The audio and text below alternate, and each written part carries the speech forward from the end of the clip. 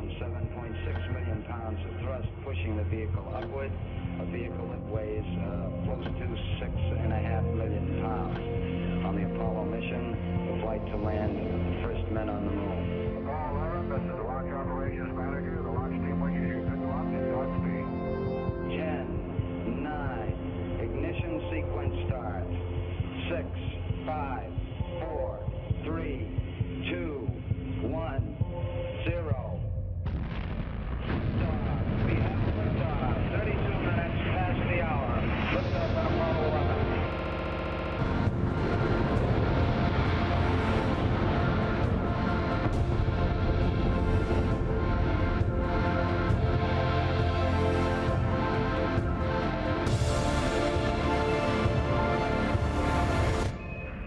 Tranquility Base here. The Eagle has landed.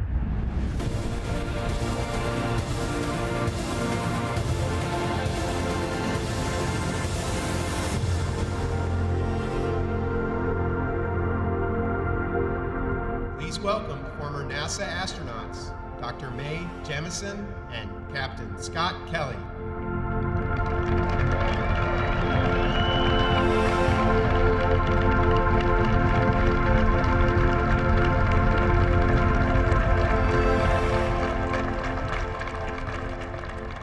Good evening, everyone.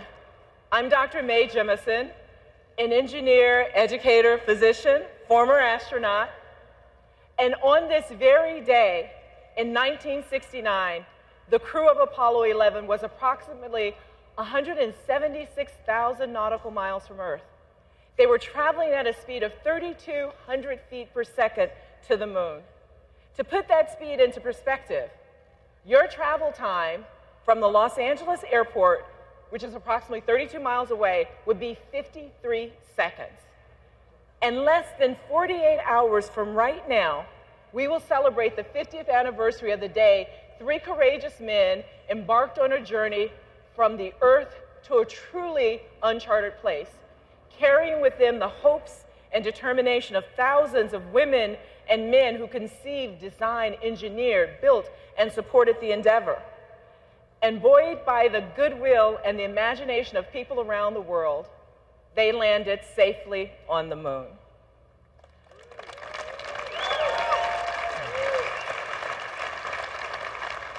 This successful mission forced millions of people to redefine the idea of what was possible.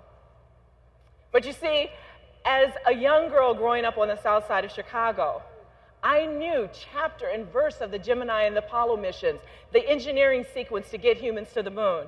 I was excited about space, science, and exploration. I like dinosaurs too, right? Space and dinosaurs. But my 7th grade teacher told me to consider becoming an aerospace engineer because they're the ones who build spaceships. You know, popular television shows like The Jetsons, Lost in Space, and of course my favorite, Star Trek, they started people to thinking about space. And in a way, real-life space exploration fueled science fiction, and science fiction fueled real-life space. I'm Scott Kelly, retired U.S. Navy captain and former NASA astronaut.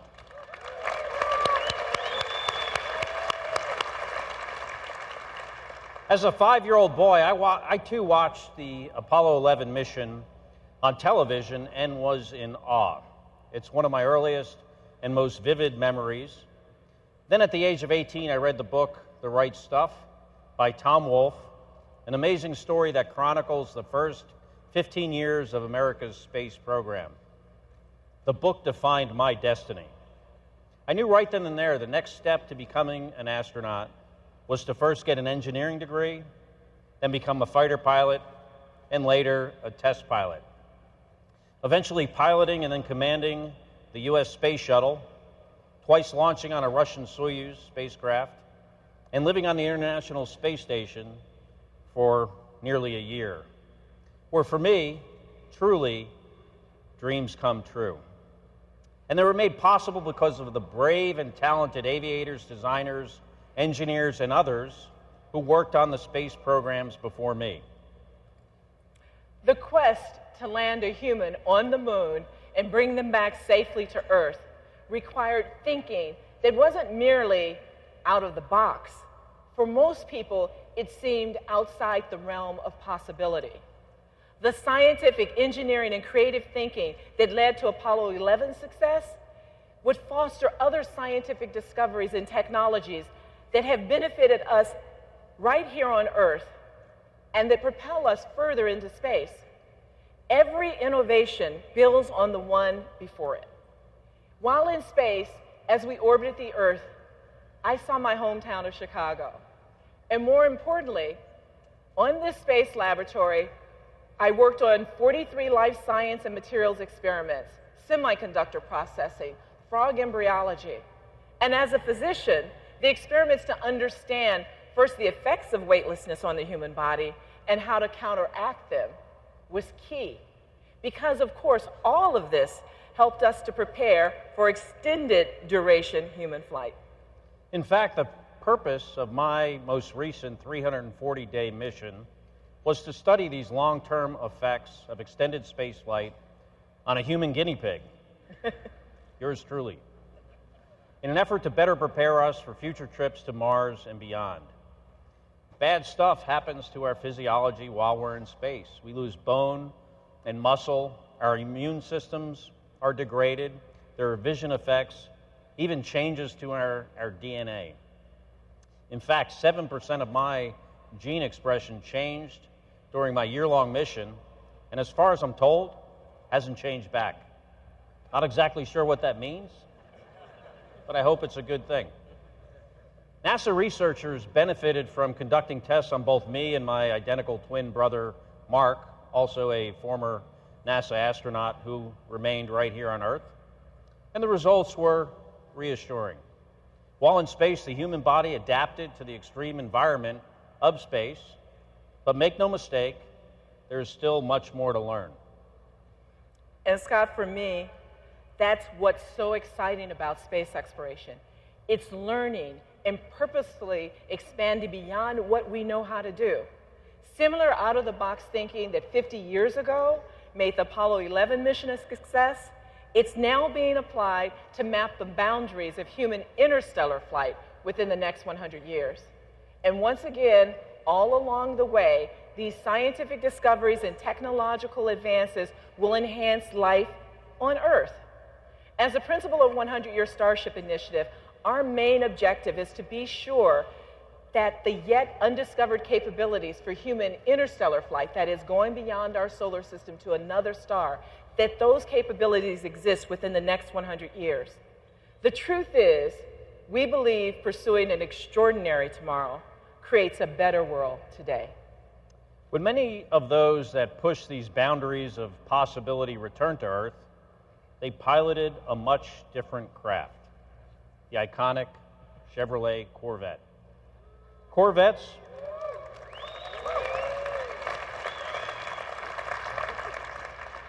and astronauts have long been linked. Pilots like high performance, precise, and safe modes of transportation. And of course, they've got to be fast. And like a rocket, the Corvette you're about to see has the engine in the back.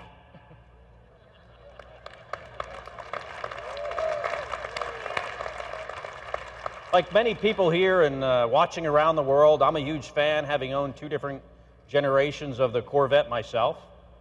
And tonight we're here to celebrate an important milestone in U.S. and automotive history. Here to tell you more is someone who knows a thing or two about Corvettes. Please welcome GM Executive Vice President and President of the Americas, Barry Engel.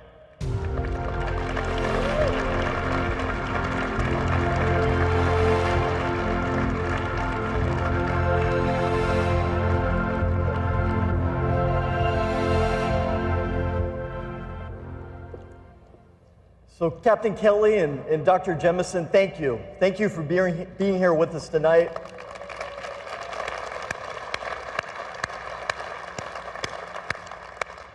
Thank you for sharing your personal insights into what it takes to overcome challenges, to push the boundaries, and do what no one has ever done before. It's really a true honor to hear your stories.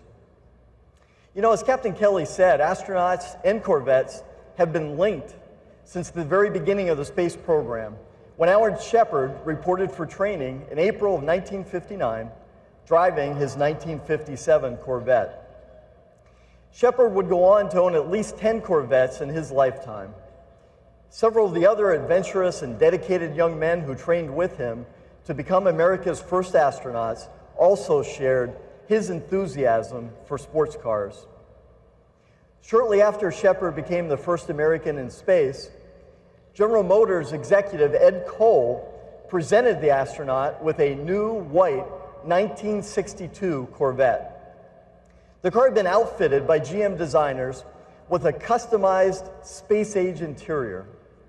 This early Corvette astronaut connection, which began with Shepard, might have faded in the years that followed, if not for Florida Chevrolet dealer Jim Rathman. Rathman was a race car driver who, after winning the 1960 Indianapolis 500, opened a Chevrolet Cadillac dealership in Melbourne, Florida, near the Space Center. He negotiated a special program with GM to get astronauts into Chevrolet cars. Many of the Mercury and Apollo astronauts took Rathman up on his Corvette offer. Two-lane blacktop duels fought between Shepard and astronaut Virgil Gus Grissom in their big block-powered Corvettes would truly become the stuff of legend. In his quest for a competitive edge, Grissom had his last Corvette, a 1967 convertible, specially geared and modified for accepting extra-wide rear racing tires. When Apollo 12 astronauts Dick Gordon, Charles Conrad, and Alan Bean ordered new 1969 Corvettes, they asked that the identically equipped 427 Stingray coupes be custom finished in a special black-accented Riverside Gold color scheme that was designed by Bean himself. Corvette gained huge exposure when it famously appeared in the June 1971 issue of Life magazine. Apollo 15 lunar mission crew members Jim Irwin, Al Worden, and Dave Scott had been photographed with their Corvettes in a training version of the first lunar rover vehicle, or moon buggy, which they would deliver to the moon. The Apollo 15 crew members, their Corvettes were each a different color: red, white, and blue. Dual racing stripes on each car completed the colors of the American flag. Almost everyone has a story of the first time they saw a Corvette. I remember like it was yesterday. I was a little kid, and the neighbor across the street had a son who would occasionally come to visit. And the son, he rolled in style. He drove an early C3. It must have been about a 68 or a 69. It was one like the Apollo pioneers drove. My dad, he always liked cars, and the Corvette caught his attention. But I didn't need Dad to tell me it was cool. Even as a young kid, I could tell that Stingray with rally wheels and a rumbling V8 was really something special. Corvette is truly an American icon. No other sports car nameplate has been roaming the streets or dominating the tracks as long as Corvette. After 66 years and 7 generations, Chevrolet's Corvette has garnered a passionate global family, and many of them are here tonight or watching around the world. From all of us at Chevrolet, thank you for joining us for this milestone event. Now,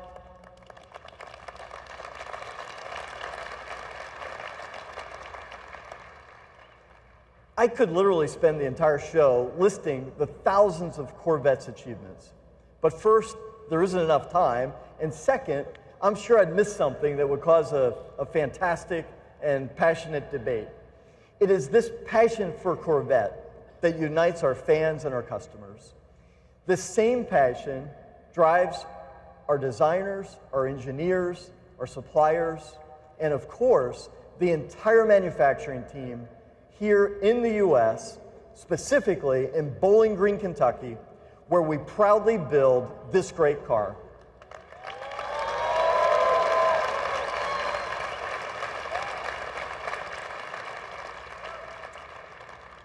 And that passion, it started on day one. January 17th, 1953, Chevrolet revealed the Corvette dream car at New York's Waldorf Astoria Hotel as part of GM's traveling auto show known as Motorama. Not even the founding fathers of Corvette, designer Harley Earl, architect of the V8 engine Ed Cole, or the young Belgian-born engineer Zora Arkus Duntov, none of them could have imagined the automotive legend they were launching. With more than 1.7 million produced, the Corvette has long been the crown jewel of Chevrolet. It has always represented Chevrolet's best in design, performance, and technology, all at a great value. Like their kindred spirits who made aviation and space exploration possible, our designers and engineers have been similarly inspired by every generation of Corvette to push the technical limits of propulsion, materials, precision engineering, design, and aerodynamics. We have not only pushed the envelope on our production cars, but we have been working behind the scenes for decades to design and engineer mid-engine research vehicles that pushed even further, all in preparation for this moment. Earlier, Scott and May outlined the importance of creatively blending engineering and design to make great things happen, and the importance of focusing on every detail. The next generation Corvette is not just about imaginative breakthrough engineering or breathtaking design. It's about both. And it's about every detail reimagined. What you're about to see is a milestone achievement for GM, for Chevrolet, and for Corvette. This car is a powerful testament to the creativity, imagination, discipline, and perseverance of the men and women who had the courage to dream and journey to places where few, if any, have ever gone before. Ladies and gentlemen, the all-new 2020 mid-engine Corvette.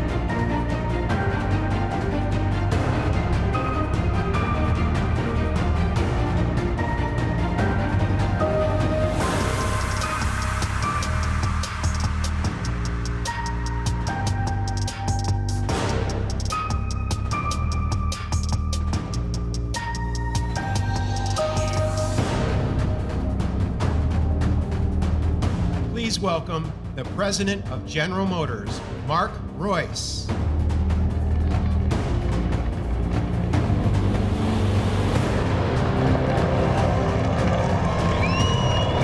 Wow. Oh, man. This is the day. Well, finally, here it is, ladies and gentlemen. What do you think?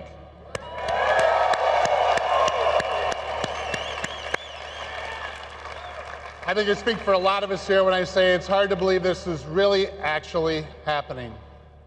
Before I tell you about the car, I have to say that we are all incredibly thrilled and honored by the presence of the true American heroes that kicked off our show tonight. So thanks so much for joining us. Thank you so much.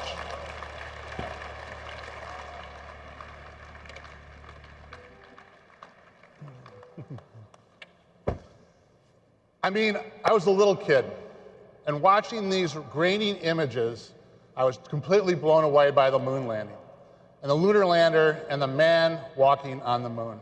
And we were all thinking, this country is the best.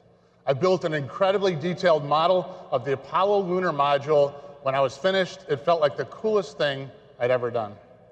I built many other model rockets after that, like the kind you can launch right in your backyard, but that's a different story for a different day. Today, it is almost impossible to think that it's been 50 years this week since the Apollo 11 landing. 50 years. After all those years, here I am at the launch of another engineering marvel, another one that blows my mind, makes my spine tingle, that makes me proud to be an American, and that makes me want to build things. Appropriately, for a vehicle that's been an American icon since 1953, the new generation represents one giant leap for Corvette.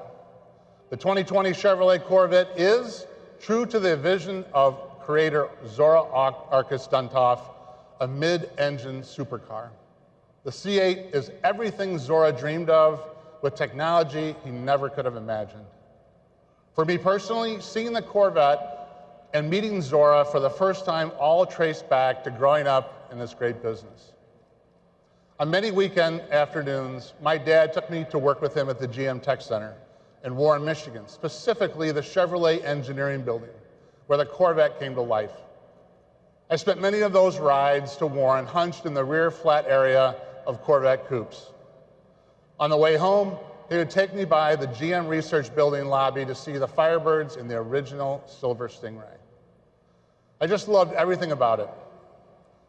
And they used to have a swap meet in Warren down the road from the GM Tech Center where they'd sell Chevrolet heads and parts and all kinds of stuff. On one of those weekend trips to work when I was about 10, I begged my dad to stop at the swap meet so we could check it out, and he did. We go inside the huge warehouse-like building to look around, and there's Zora. I'd never seen him before, but you could tell right away that he was someone special. He was sitting there holding court, signing all kinds of things for all kinds of people, and it was just so cool, such a great moment. It all contributed to the aura of Corvette for me and reinforced what I already knew I wanted to do with my life. That's why it's so special and so exciting for me to be up here on this stage with this car. This car, the all-new 2020 Corvette, is one that changes everything. With every succeeding generation since 1953, Chevrolet has worked hard to make Corvette better and better.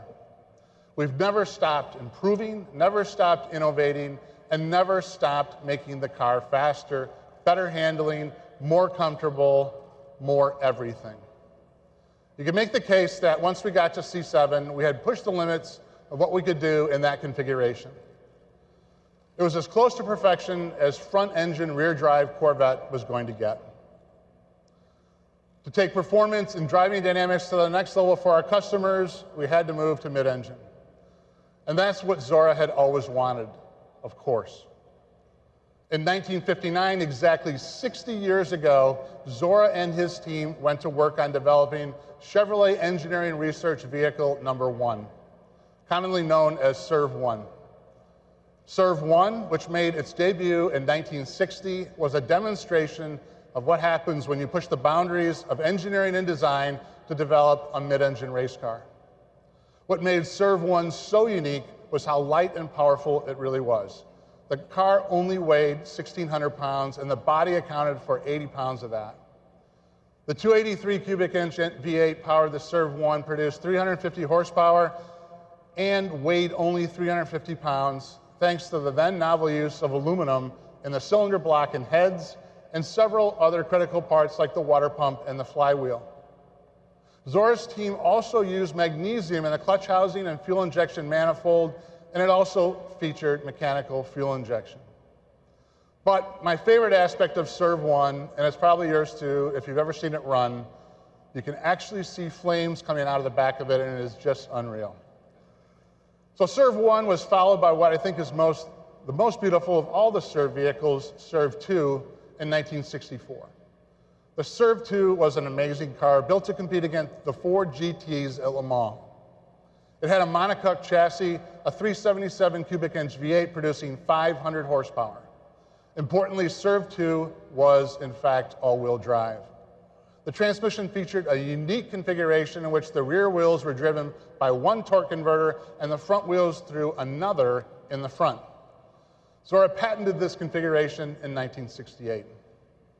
Serve 2 also marked the beginning of the velocity stacks, like the McLarens had, which were developed, in fact, by General Motors R&D, and that car is very, very special in my opinion. And in 1990, the Serve 3 made its debut. I was already working at the company, so I remember it being built around the time we were spending a lot of time at the GM Proving Ground working on sort of the holy grail of a true active suspension system. Serve 3 did have that yaw control and kept it stable through the active suspension, and it had active aero and other advanced technology on it. Like its predecessor, it had an all-wheel drive mid-engine configuration. And it was powered by a turbocharged ZR1 5.7 V8 producing 650 horsepower. And it weighed only 3,400 pounds thanks to extensive use of carbon fiber, and the central structure was in fact a carbon fiber torque tube that weighed only 38 pounds. The ends of that beam were machined from titanium. Those three Serve vehicles and their legacy are very much the inspiration for this new, first ever mid-engine 2020 Corvette Stingray. They show what Corvette has always been about for Chevrolet and GM, pushing the boundaries of innovation in terms of propulsion, material usage, and performance. Now, just as Corvette has been a halo for Chevrolet and the brand, these Serve cars were a halo for GM R&D, pushing the company to greater innovation and to new heights. They also serve to show that mid-engine has always been a part of Corvette's destiny, and it's something we've been looking at for a very, very long time. All along, it has been absolutely paramount that we keep Corvette true to its roots of attainable performance. Mid-engine has historically posed a challenge to this mission. Not so anymore. The time has come today, and we feel that both Corvette traditionalists and potential new customers will embrace the change in layout, especially once they see it and drive it. They'll think it's flat out the best Corvette they've ever driven, and that will be because it's the best Corvette anybody's driven. There are many reasons for that, even beyond the mid-engine layout, like the way it feels, the way it sounds, the way it looks, and the incredible attention to every detail on the car. And that's what we're going to dive into now with Phil and then Taj. So please join me in welcoming the Executive Design Director of Global Chevrolet, Mr. Phil Zak. Phil? Thanks, Mark. Yeah. Thanks.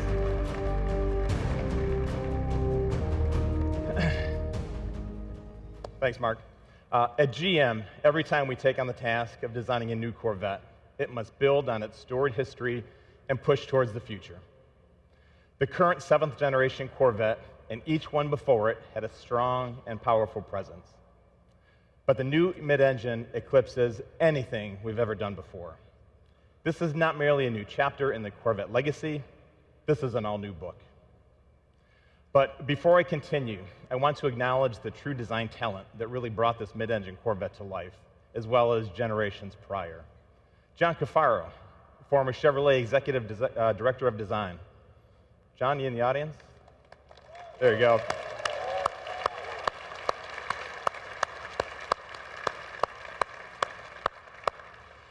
And also Tom Peters, former Corvette Chief Designer. Tom, please stand.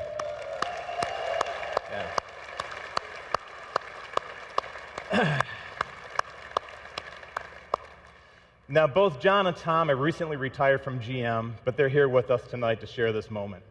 Their legacy and talent will forever live on with Chevrolet and into the future with this new stunning 2020 Stingray. I hope you'd all agree with us.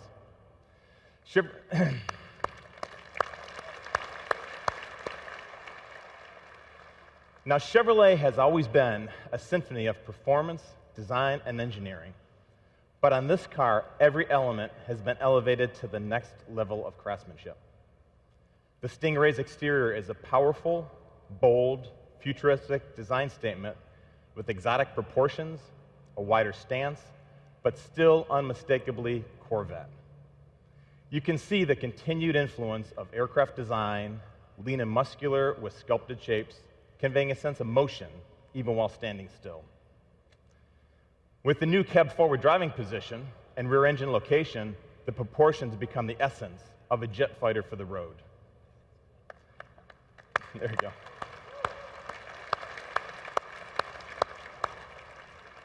go.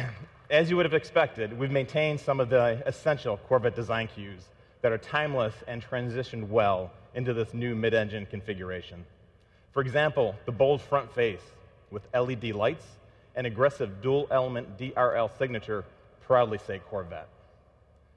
The strong fender peaks over the front wheel and rear quarter give the Corvette the expected athletic, muscular appearance. The sleek sculpture is low, taunt, and narrow-driven. And the horizontal crease down the body side is the main design element that gives Corvette its sleek appearance and anchors the fender shapes and aggressive side intake. The purity of this feature is so significant that we hid the door handle releases underneath the side intake to keep them clean and uninterrupted look. Now, as you move to the rear of the car, the dual-element tail lamps are uniquely Corvette with an enhanced three-dimensional execution. With the wide lamp location and the lower dual exhaust tips, the rear stance exudes the performance attributes of a true exotic. Now, the design challenges for this mid-engine Corvette were unique in that everything had to be changed. But at the same time, our mission was to make the finished product not just unmistakably Corvette, but an exotic supercar version of a Corvette. By repositioning the engine to the middle, the proportions shift, and the whole canopy is thrust forward in profile, allowing the rear wheels to move farther back for a much more aggressive attitude. The mid-engine design allows for a more forward feel in terms of driving position and visibility. You're actually leading the way as you drive. Additionally, having the motor behind you communicates a supercar feel, which intensifies the overall driving experience. The new location of the engine is truly the focal point for the car's design. It's the heart of this new Corvette, and it sits like a jewel in a showcase. A jewel in a showcase that is visible through the large hatch rear window. Now, every visual surface on this component received unprecedented attention, including the meticulously designed engine and underhood compartment. Diving into the detail execution of the car, the design team found inspiration in high-end motorcycles and race car components. We sought to optimize the appearance of every wire, tube, component routing, fastener, and finish. We took the panels off and spent countless hours developing the engine compartment, right down to all the mechanical fasteners. The intake manifold covers were completely redesigned, and a Corvette emblem was added for additional detail. Now, the exterior statement is bold, fresh, and fully capable, reflecting what we have learned from past Corvettes and from racing. For the new Stingray, we completely redesigned its cooling and airflow. We looked at drag, lift, how to achieve the optimal balance with this new mid-engine configuration while maintaining the design integrity. All the surfaces are pulled taut as possible over the mechanicals, giving the car a dynamic energy that visually draws people to it. Now, what you see on stage is the Z51 package. We've had this unique track package for Stingray in the past, and this one offers customers even more. As you can see, it has an aggressive front splitter and an open-air rear spoiler. Our designers worked hand in hand with the aero engineers to give a whole new meaning to the term form follows function. Now, Taj will touch on this a little bit more in his presentation. Now, the mid-engine configuration not only enables a stunning exterior, but also improves interior accommodations. With the engine behind the driver, the cowl and the instrument panel are lower. The entire occupant package is moved forward 16.5 inches, improving visibility. The driver compartment is also larger than the previous generation, offering more space and an inch more seat travel. With this new mid-engine exotic exterior, we had to deliver an inspiring interior to match. The most important is the driver-centric cockpit, which features a new squared-off two-spoke steering wheel that leaves an unobstructed view of the 12-inch reconfigurable cluster display. The square steering wheel shape and low two-spoke configuration enable a full 9-3 hand grip position during hard cornering. The compressed shape also allows for better visibility and more legroom. In the cockpit, the controls are literally wrapped around you in all directions. It reflects a car that is all about catering to the driver's experience. You'll notice that the only knob on the audio system is the volume control, and that's because it's the most frequently used. Every other button had to earn its place. The single line of climate control buttons on the console are intuitively laid out and minimized. The instrument panel's wings extend from the driver's console and wrap around the IP, freeing up space. This same less is more philosophy has also been incorporated into the unique ultra-thin air vents. The look is simple and clean and helped us keep the instrument panel low for great forward visibility. Now, we will offer 3 seat options: a GT1, a GT2, and a competition sport for drivers seeking the right balance of comfort and style. We now offer 6 interior color themes, more than ever before, which also includes more personal choices on material selection and stitching. The interior stitching is also larger and more pronounced.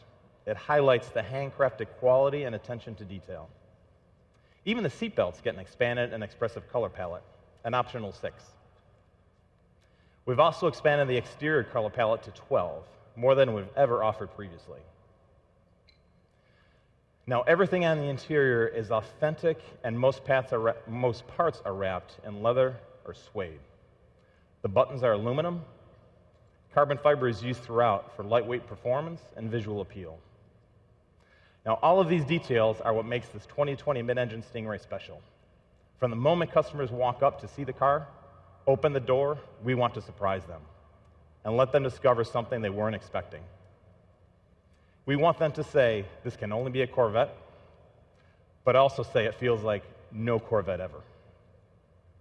But none of this great design would mean much without the performance, the packaging, and the total livability of this mid-engine sports car.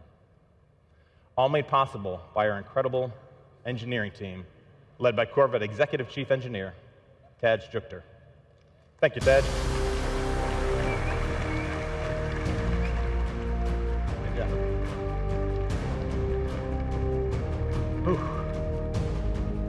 What a night. Been a long time coming.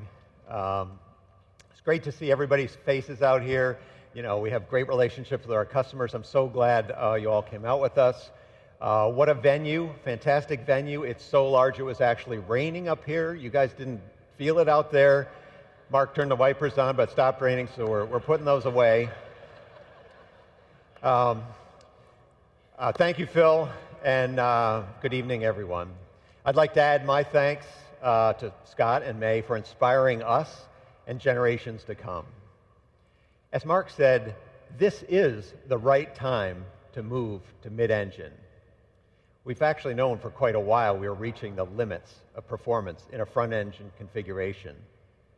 Of course, just expanding the performance envelope wasn't the only challenge we faced. Corvette also has to be beautiful, functional, and attainable. And it has to fit into our customers' lives as naturally and completely as our front-engine cars do. Our mission was to develop a new sports car that combines all of the things we do really well today with the performance and driving experience of mid-engine supercars, all while meeting requirements from all around the globe, including right-hand drive markets. That was news right there.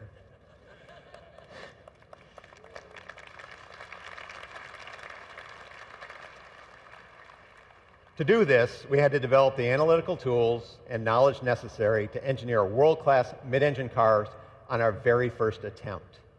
State-of-the-art computer models and simulation let us synthesize and integrate new solutions for body structure, aerodynamics, thermal management, crashworthiness, and others. These images behind me depict some of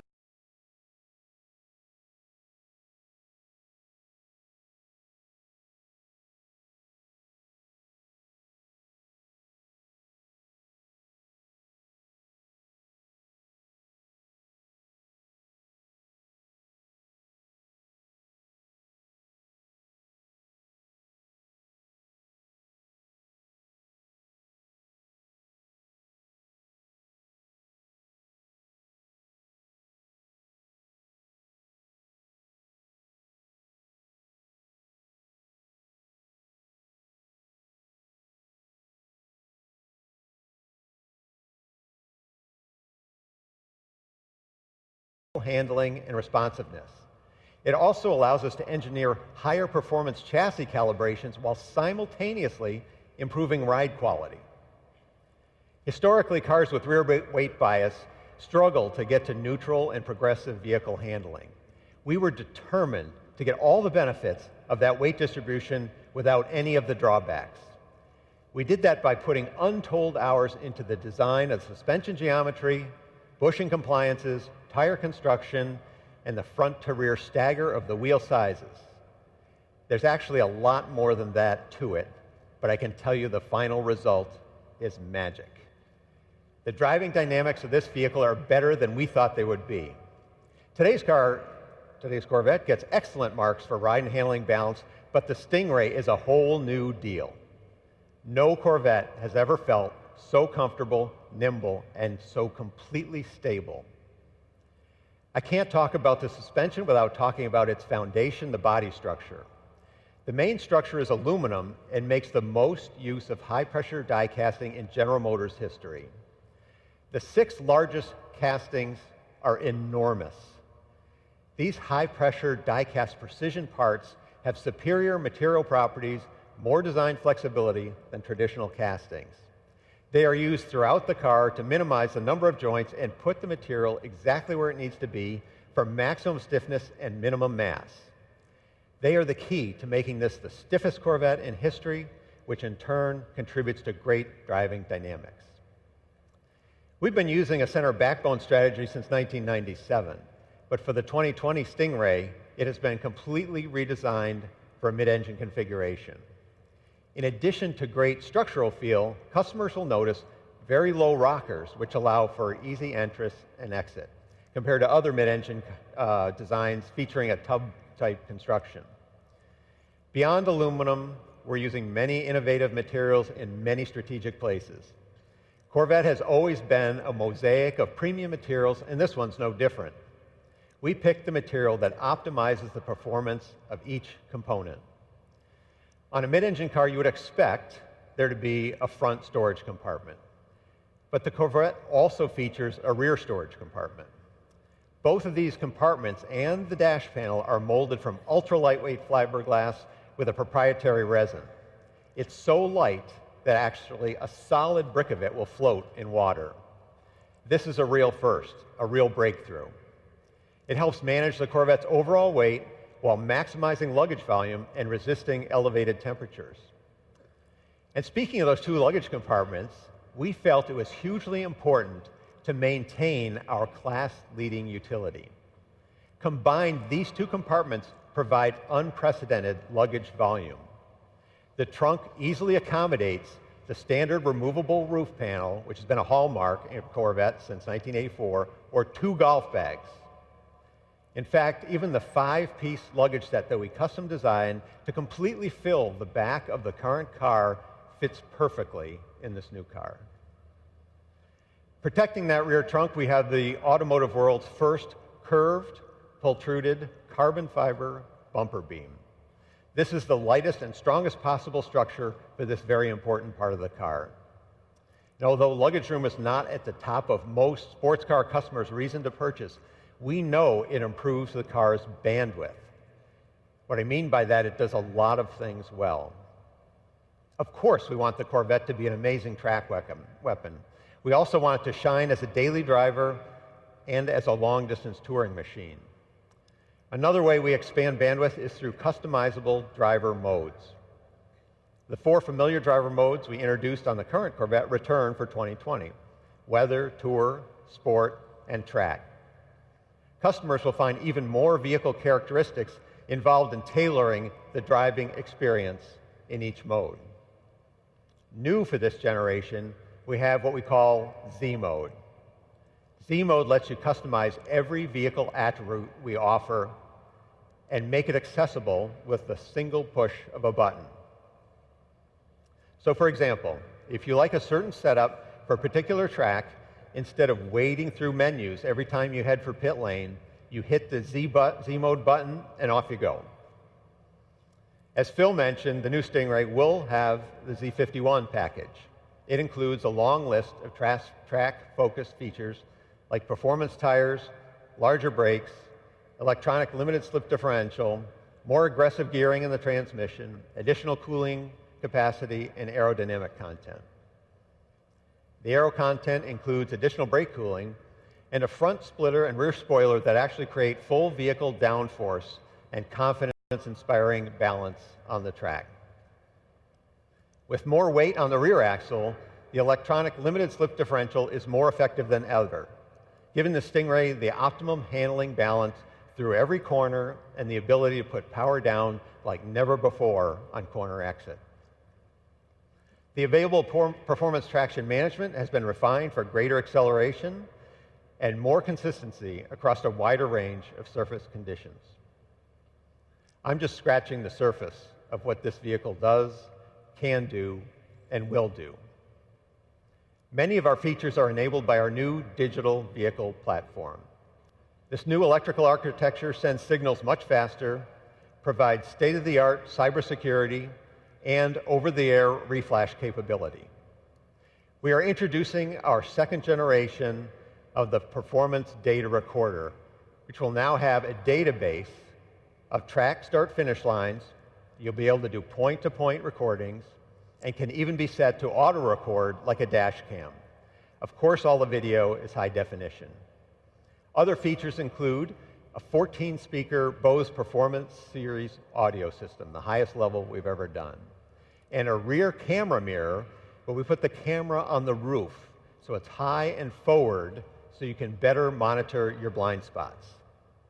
There's even a front lift system capable of raising the nose up to 2 inches.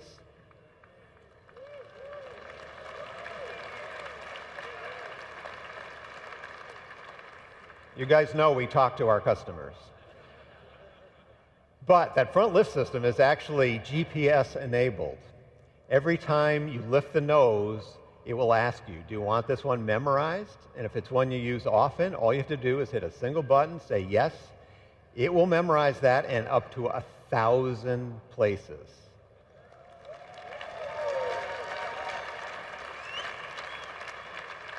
Every time you approach, it'll automatically lift. You don't have to do anything.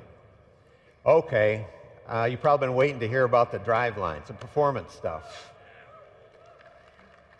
I'll talk about the beating heart of the Corvette, the engine. In a world quickly migrating to forced induction, small displacement engines, we are bucking the trend and continuing to advance the development of our famous small block V8.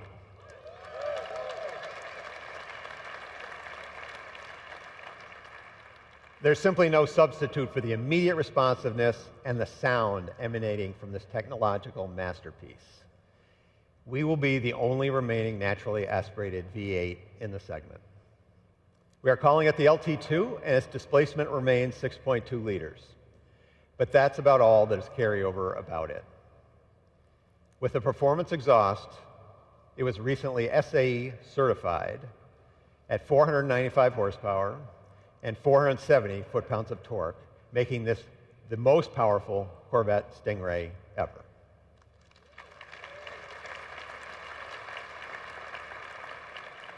For the first time, the Stingray comes with a standard, integrated, engine-mounted, dry sump lube system.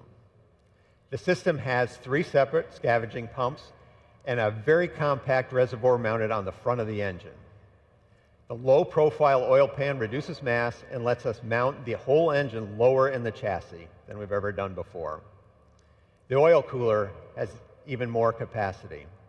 The bottom line is this: the new lube system has been absolutely bulletproof during our testing at tracks like VIR, the Nürburgring, and our own Milford Road Course.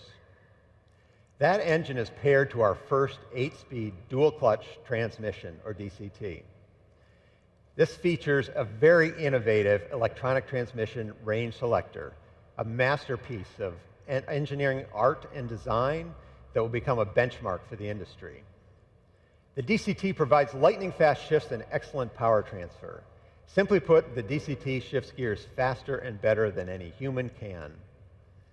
It offers the spirited and connected feel of a manual and the premium driving comfort in an automatic. It truly feels like you're getting the best of both worlds. We've set the DCT up with a very low first gear to leverage our additional traction at the rear to get the car off the line very quickly. Gears 2 through 6 are closely spaced and keep the engine near the power peak on the track. Its tall 7th and 8th gears make for easy long-distance cruising with low mechanical stress and excellent fuel economy. The LT2 engine and the DCT, in combination with this new architecture, make the new Stingray a very quick car. We are seeing 0 to 60 times under 3 seconds.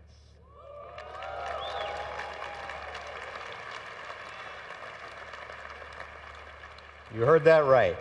Z51 Stingray under 3 seconds. That puts the Stingray in the company of some of the world's quickest cars, and in our own history, only beaten by our 755 horsepower ZR1. Now, I've talked about a lot of changes, but the truth is, we have not changed the essence of Corvette. Corvette is all about freedom and the call of the open road. It is a designed in America, built in America, road-going private jet with first-class seating for 2 that will take you places you never thought you would go. In short, the Corvette is an attainable dream car. That has been true for 66 years, and the 2020 Stingray makes that truer than ever. We're welcoming the cars back to the stage. Driving these cars are actually 2 of our team members, our development drivers. On my right, Alex McDonald. Thank you, Alex. And Michael Petrucci. And you'll see many, many, many of our Corvette team members here to talk to you at this event. They and the thousands of men and women at General Motors have spent countless hours delivering on this mission. And I personally want to thank them all. I'm so proud of this team. Before I invite Mark Royce back up the stage, I'd like to thank him and the entire leadership team at General Motors for their support. Without them, this would not have been possible. Mark, the stage is yours.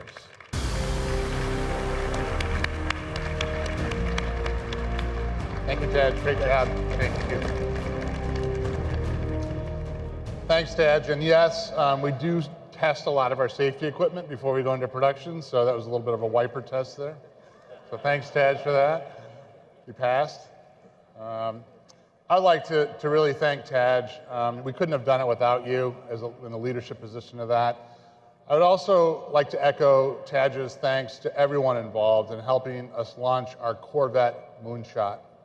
The whole team, including our 2 outstanding development engineers that you met here tonight, they put their heart and soul into this. So thanks, you guys. Great job.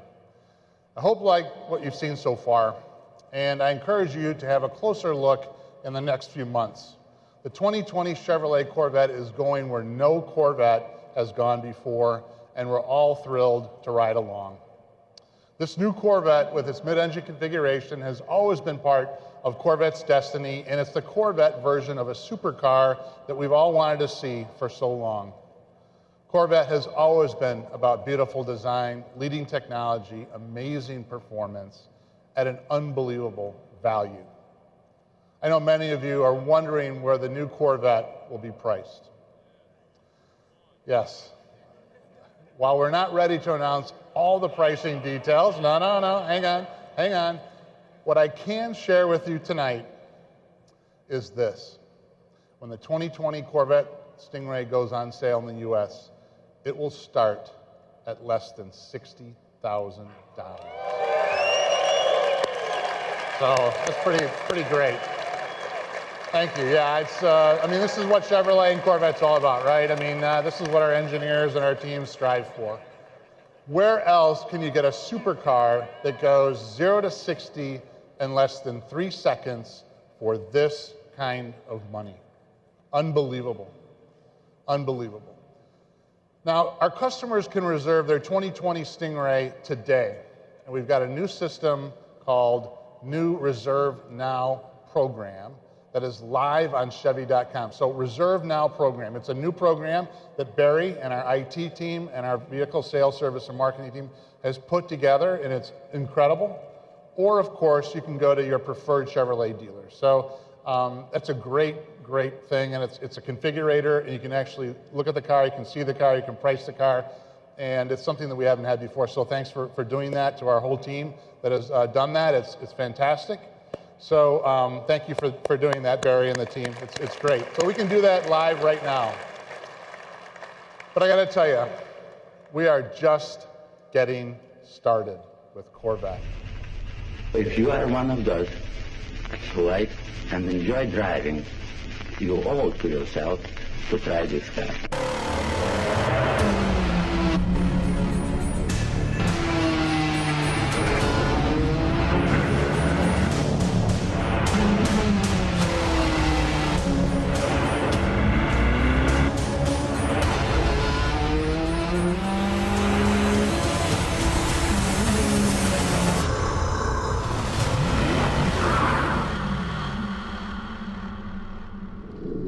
So a little bit of a preview of what's to come. I'd like to thank everybody for coming here and tuning in. And right now, I'd like to invite everybody up on stage and to the expos and displays that we have in this wonderful facility that has been put together by our whole team. So please come up and take a look at the new C8 Corvette. Thank you.